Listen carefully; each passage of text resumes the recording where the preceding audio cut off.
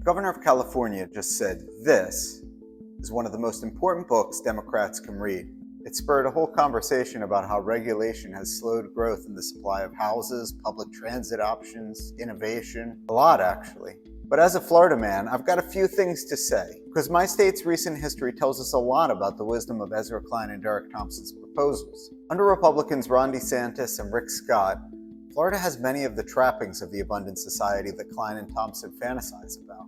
And you may not know this, but Florida already has the kind of higher speed train that California is struggling to make happen. Unfortunately, Florida's free market ideals haven't benefited everyone equally.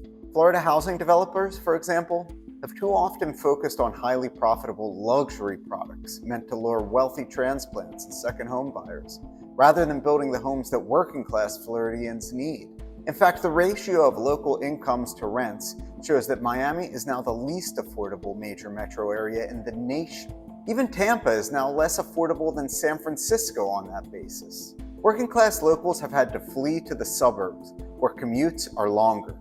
You know what all those people in the suburbs could really use?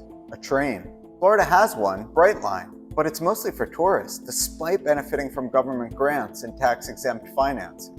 A monthly pass, for example, used to run $399. Last year, the company temporarily exited the commuter business by effectively tripling the cost to around $1,400 a month to commute between West Palm Beach and downtown Miami. It looks like they'll reintroduce the commuter pass again this year, but the whiplash hasn't been great. Florida's policy choices don't exist in a vacuum. When people feel priced out of New York and California markets, they move to Florida and Texas and end up pricing out locals. Unfortunately, Florida shows there's a fine line between abundance for the sake of abundance and well-planned abundance, directed by the hand of a savvy and benevolent government.